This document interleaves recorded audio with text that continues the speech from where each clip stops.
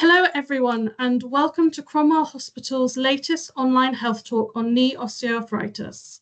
Please ask your questions through the chat function at any point during the event. If you prefer to share an anonymous question, you can use the Q&A function. We will aim to answer as many questions as possible. You can see details about our services on the screen currently, and we will add links to the chat at the end of this webinar as well. I'd now like to introduce Professor Ali Ghoz, Trauma and Orthopaedic Surgeon at Cromwell Hospital. Professor Ghoz is an internationally renowned lower limb surgeon specialising in hip and knee surgery based in London. Professor Ghoz offers a personalised multidisciplinary approach in his orthopaedic practice, treating his patients to the highest standards of care. And now over to Professor Ghoz. I think you might need to reshare your slides, please. Okay.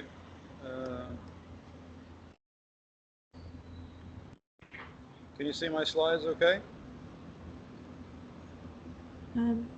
Not currently.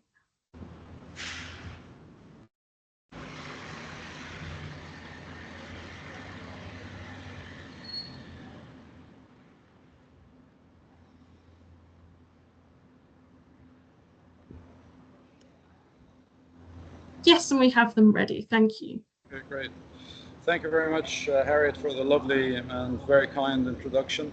My name is Ali Ghoz, orthopedic consultant at the Cromwell Hospital. I specialize in lower limb surgery, and I'm going to talk today about one of the most important topics that we deal with on a day-to-day basis, both in our medical lives and in our personal lives. And I'm sure if you ask around, you'll find that you will know someone who has knee arthritis or wear and tear in the knee.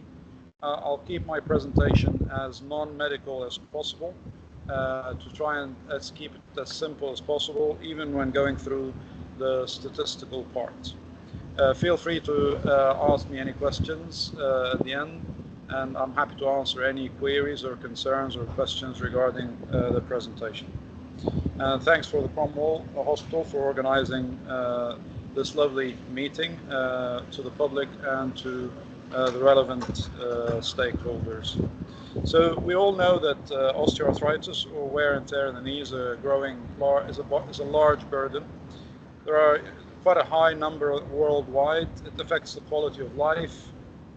It increases with age and higher BMI, and there are some treatment gaps with regards to non-surgical management.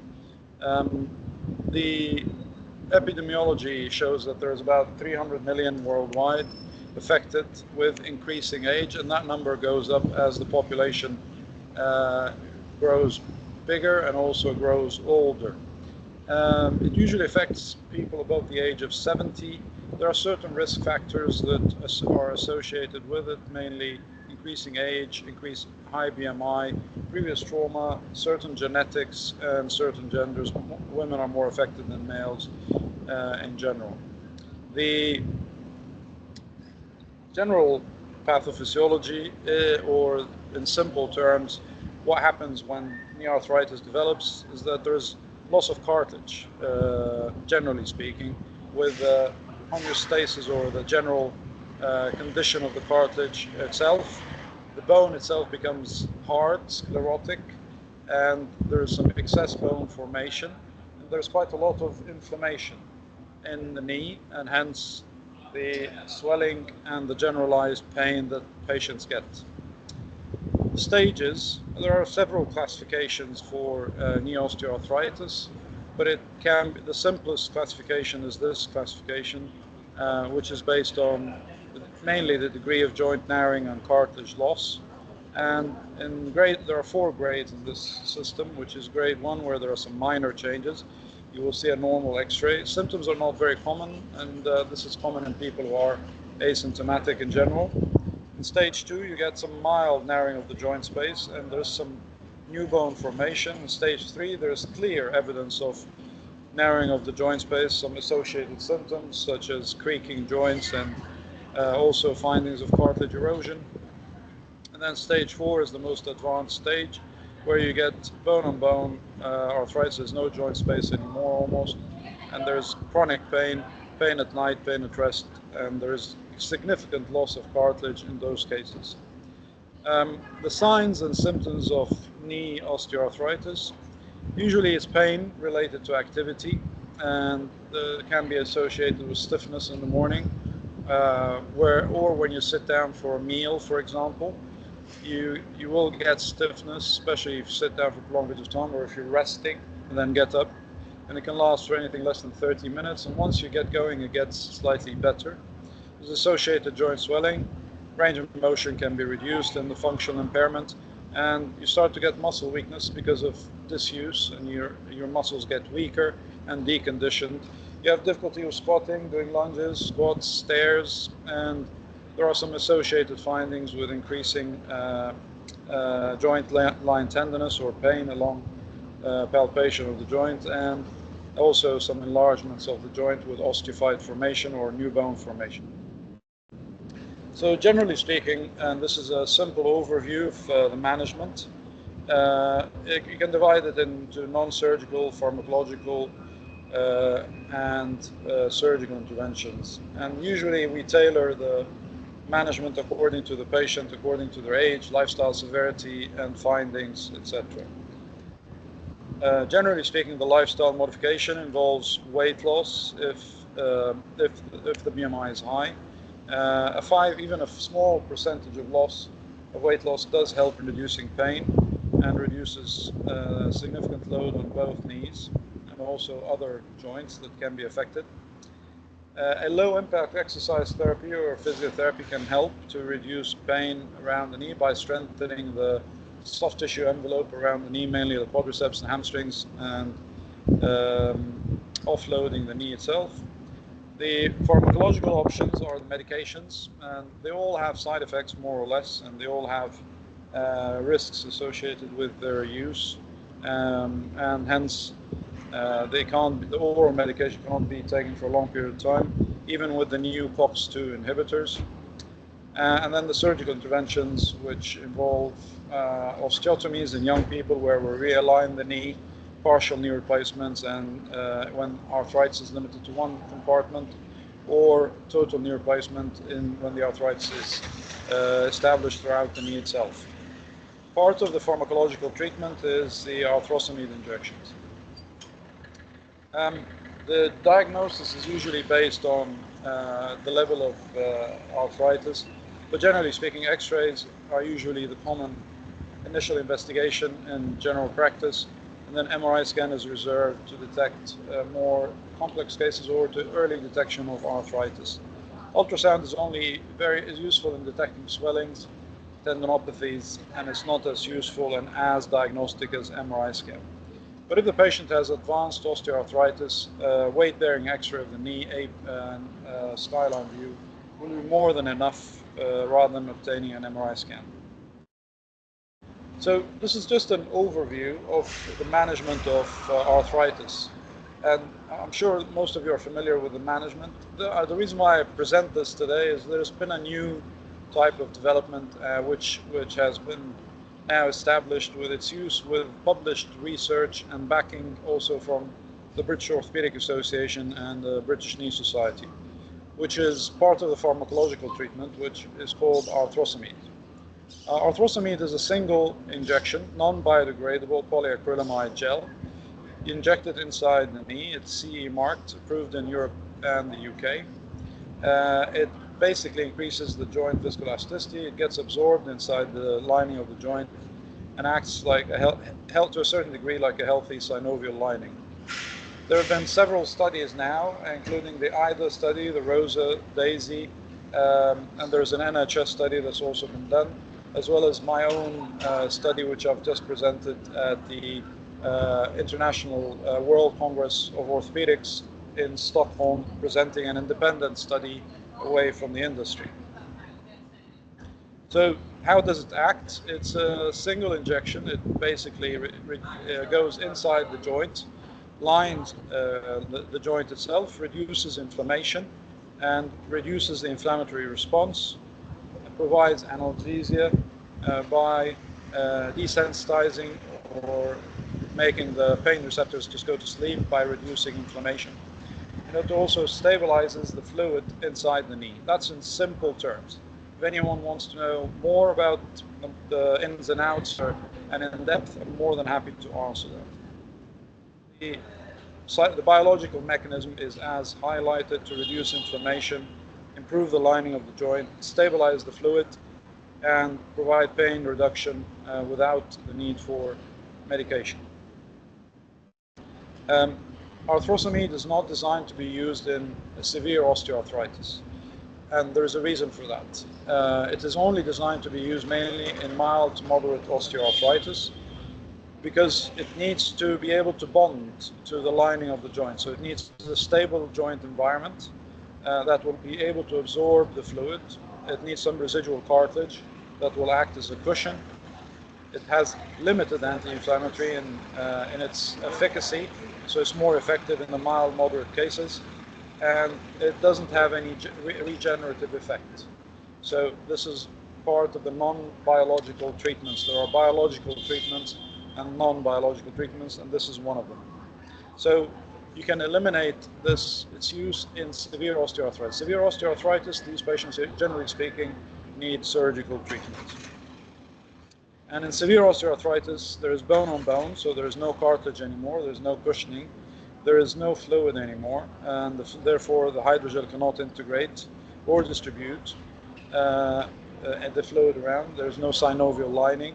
There is sometimes structural deformity in the knee itself, which doesn't help, and therefore there is no mechanical support, which will lead the need to progress, arthritis to progress. And in severe cases, there's usually a need for surgery because it's a non-regenerative and non-corrective injection. Generally speaking, its profile is very safe. I've had no issues with its use. I've done quite a few, more than 100. And then the other studies have shown the same efficacy and same safety. It's non-immunogenic, it doesn't cause any immune response, no serious effects. There's no need for repeated injections, which the patients really like. And it's also safe in patients with egg or avian allergies, as opposed to other products such as hyaluronic acid injections. It is a synthetic material.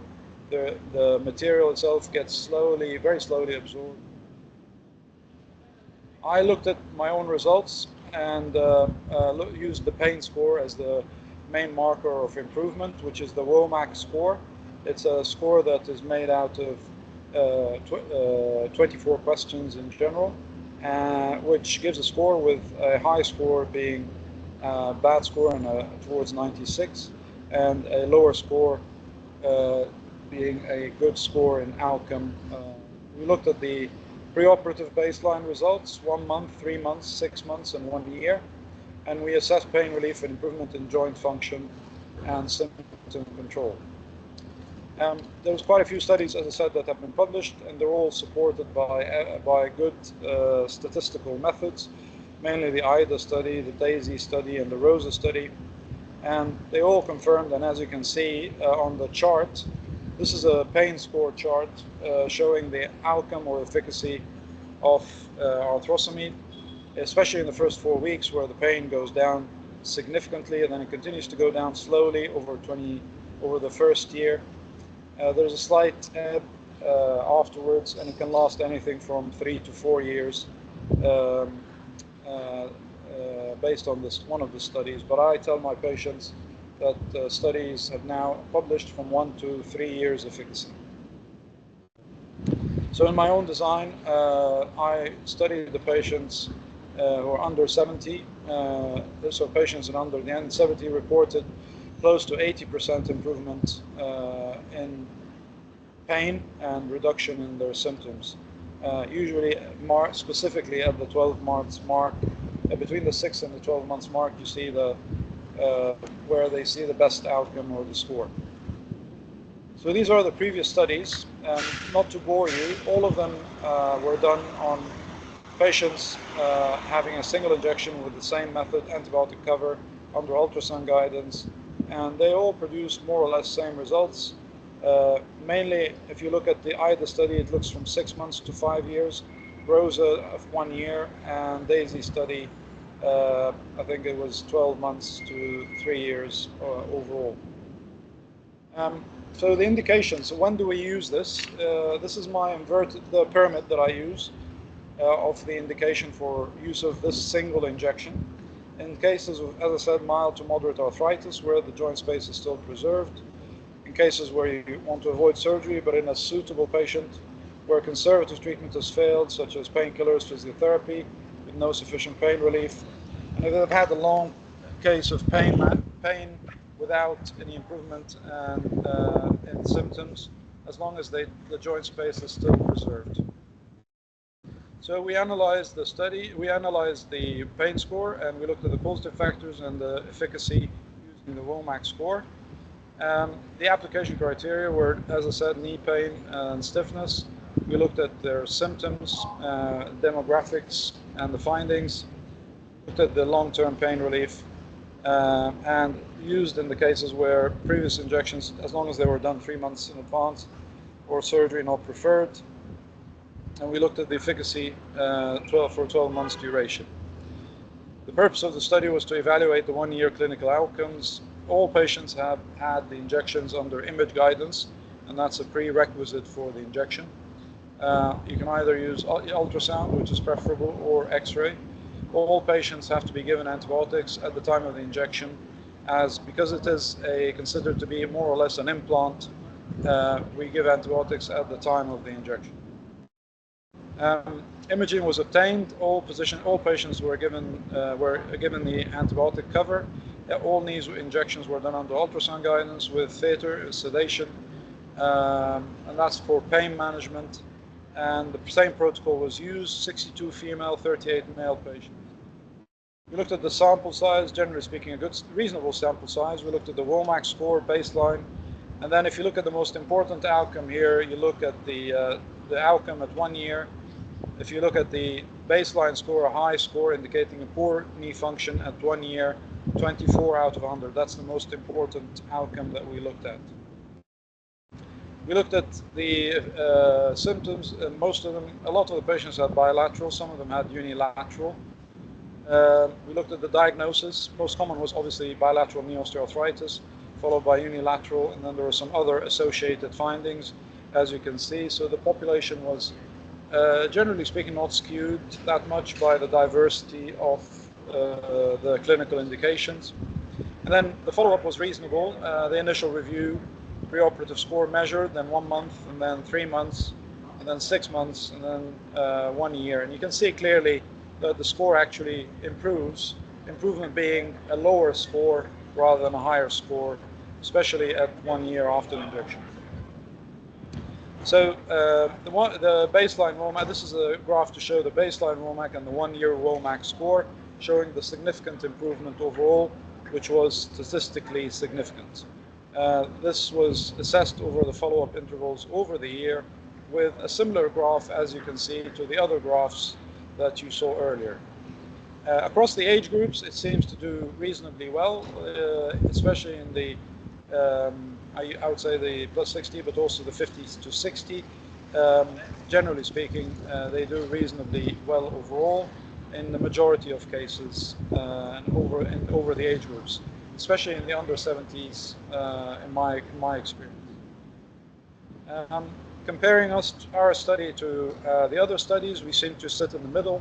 So this is my study is an independent study done away from the industry, showing good outcomes at 1 year, and it shows that these patients have improved the quality of life.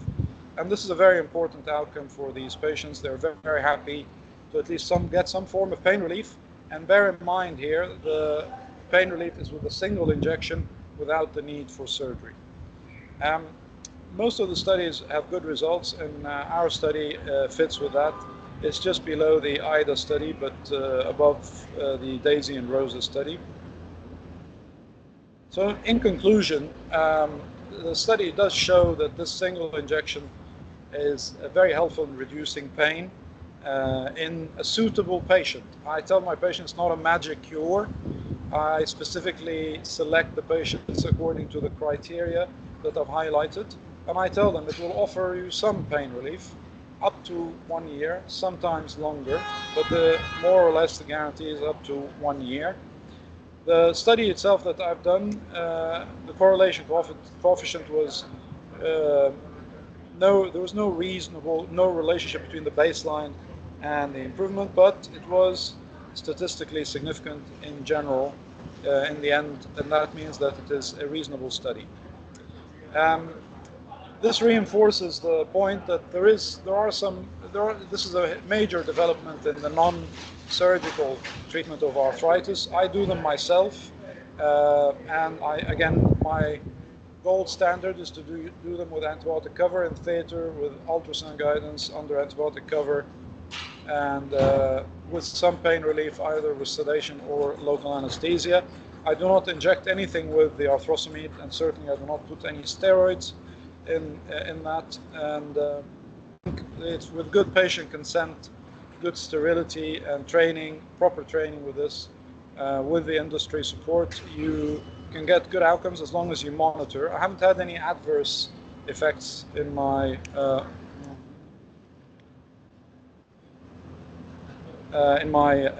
study, and I think overall the study does point and establish that the outcomes are quite good and quite reasonable. This is a case study of a 51-year-old who I have done the injection in, who had previous surgery. This is post-traumatic.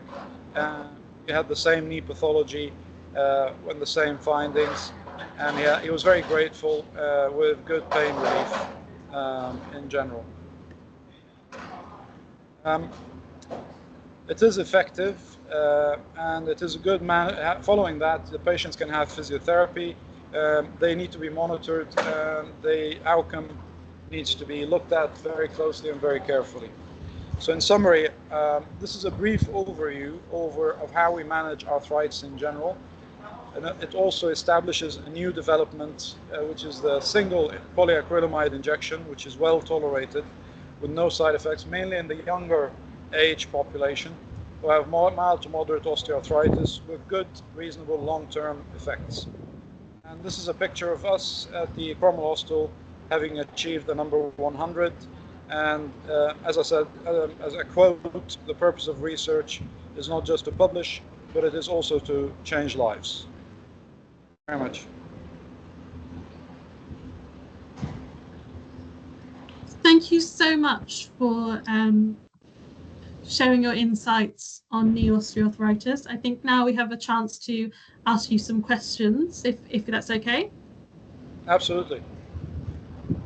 So we've had a question. Even with arthrosomide injections, is there a chance you could still need surgery? Yes, there are patients who will still need surgery in the long run. The idea is that you're trying to delay it, especially in the younger populations. You'd rather delay knee replacement surgery in an age where it is less likely to cause problems, because we know that the outcomes of knee replacements in younger patients are not as good as older patients. So you're absolutely right. Some patients will progress in future to have knee replacement surgery, or a partial or total.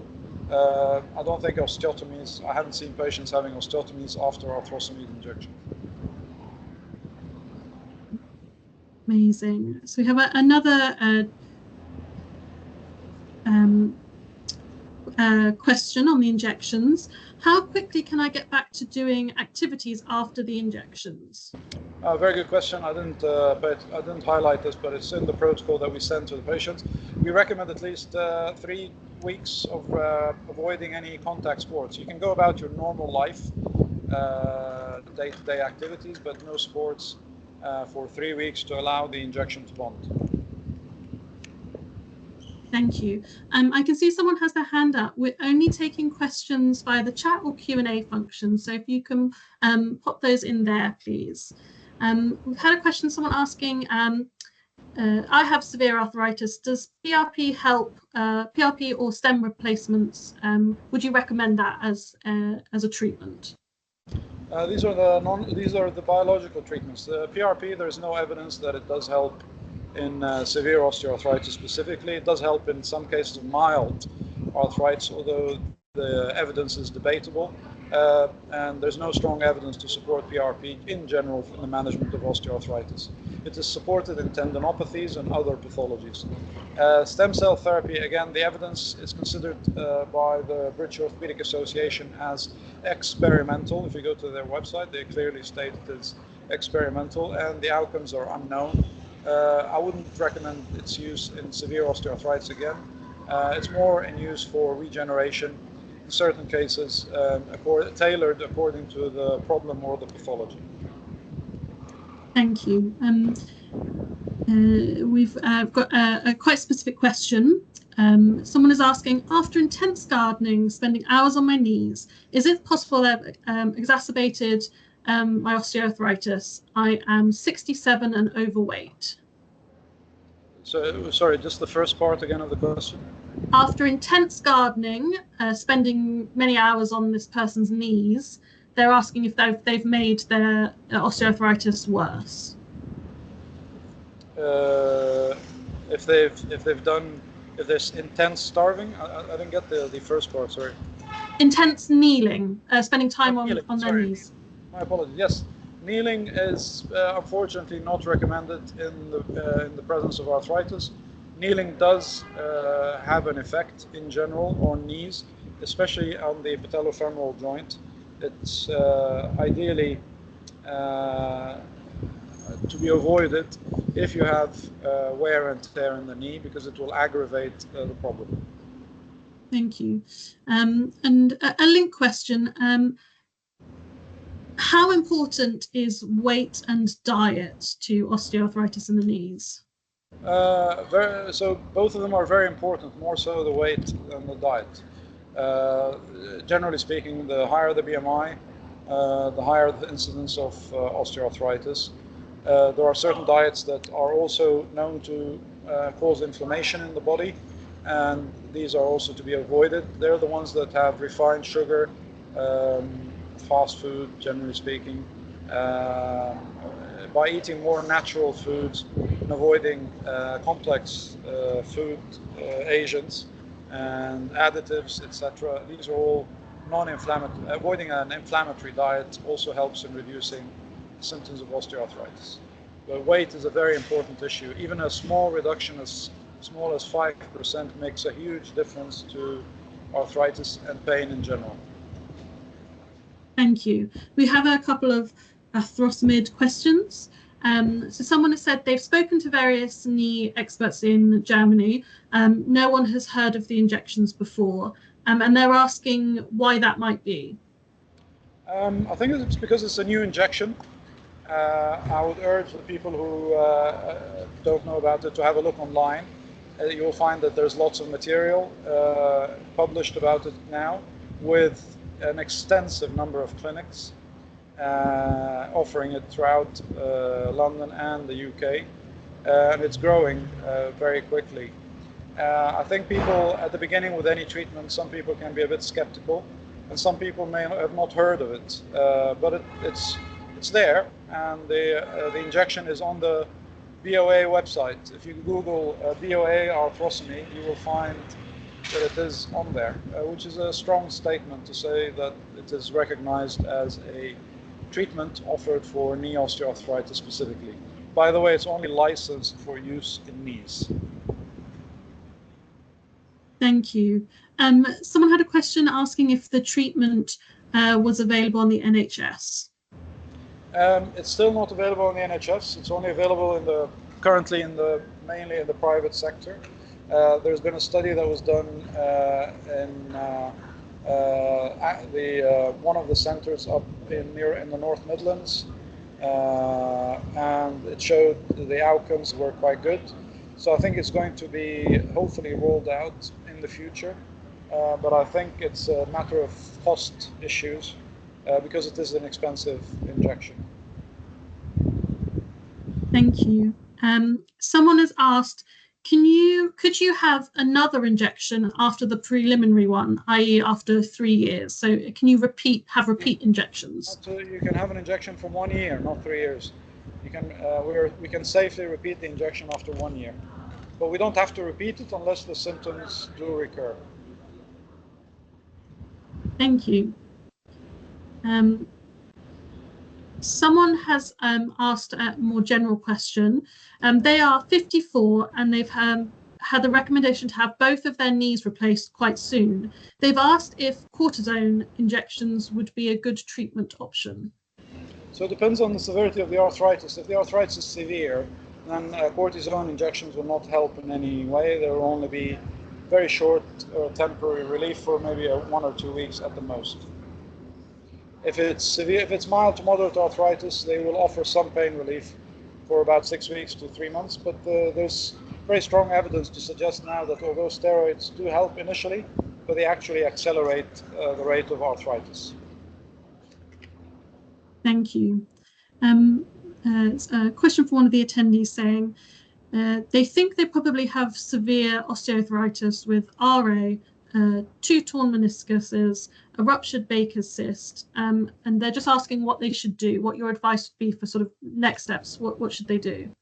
I think if they want to come for a consultation, I'm more than happy to see them. We'll probably do an MRI scan if they haven't had one. It sounds like they may have had one.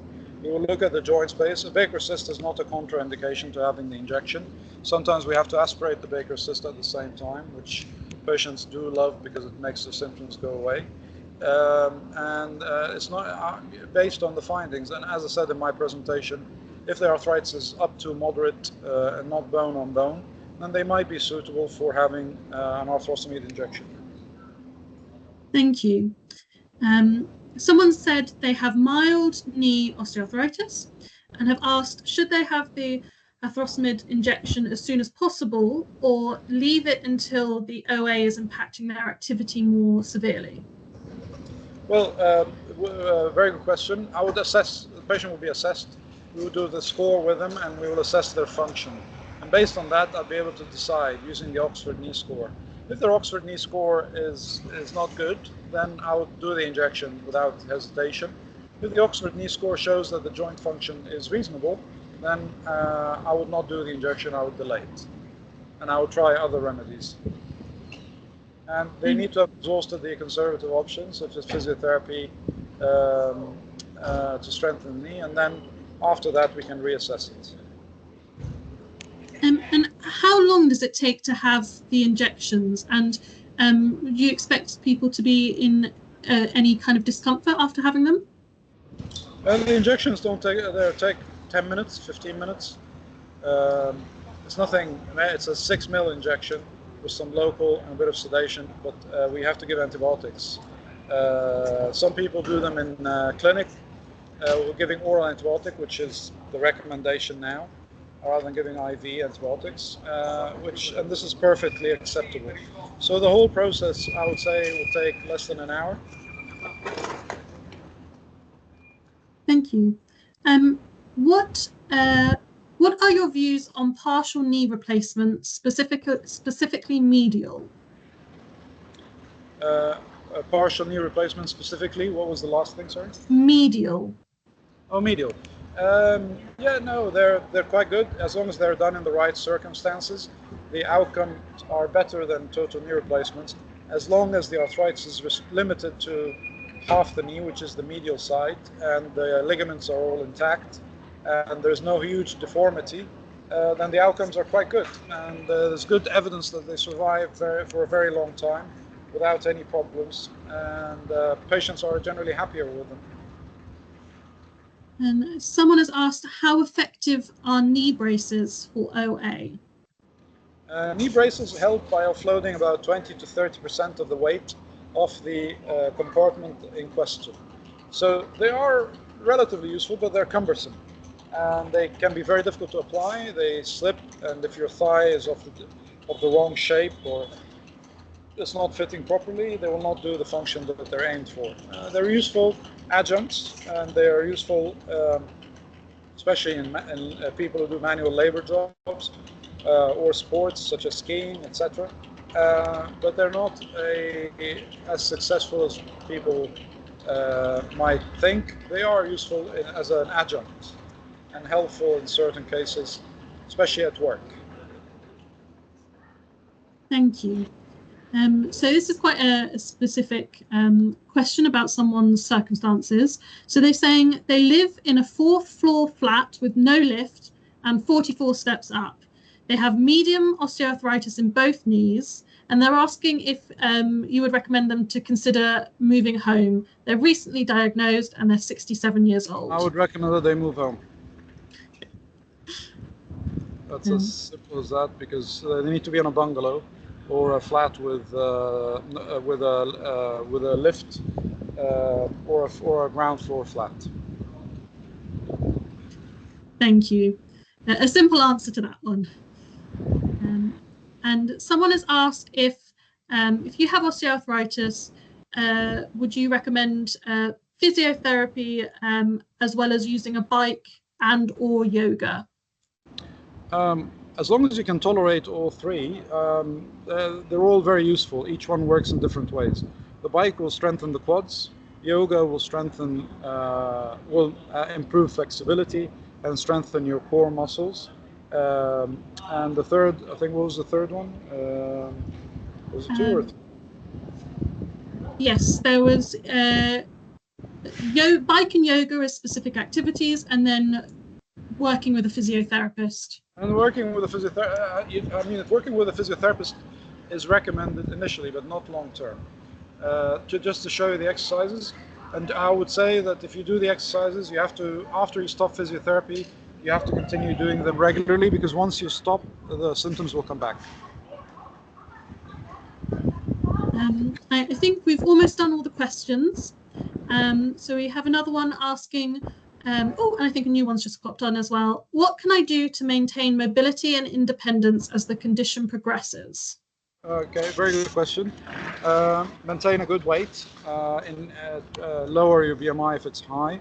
Continue walking, swimming, and cycling are excellent non-impact sports that help to maintain your flexibility and prevent further deterioration. A reasonable diet with, as I said, non-inflammatory, avoiding the refined foods, refined sugars, non-inflammatory diet. Some people support the Mediterranean diet as a good diet. Exercise to a certain degree. Going to the gym, there's good evidence that weight training or gym training is useful in maintaining strength, which is very important, especially as we get older and lose more muscle bulk very quickly.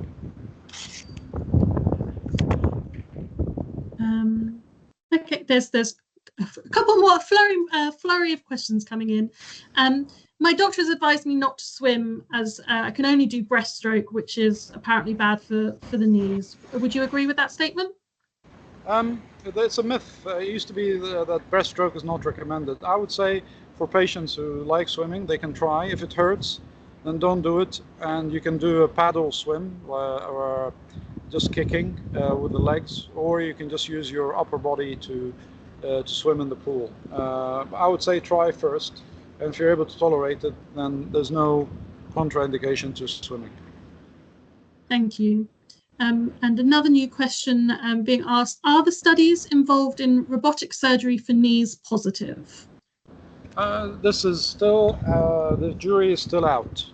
Robotic surgery has been shown to improve accuracy in placing the implants, but it hasn't been shown yet without the shadow of doubt to improve outcomes. It's as simple as that. And an interesting question, I think, to end the Q&A section. Does weather really affect osteoarthritis pain, or is that a myth? No, it is. Cold weather makes it worse. That's why we recommend in the cold weather to keep your knees warm, and also when you get up in the morning to do some exercises to warm them up, to minimize the risk of morning stiffness. And when you sit for a meal, also to do some exercises before you get up. Just stretching your legs does help in reducing pain. Thank you so much for your time, Professor Ghoz. Is there anything else you would like to share before we say goodbye? No, thank you for organizing this, Harriet, and thanks for everyone who has attended. I hope it was useful. And I think the future is good with regards to this injection being done at the right time, and the management is improving every day. Thank you.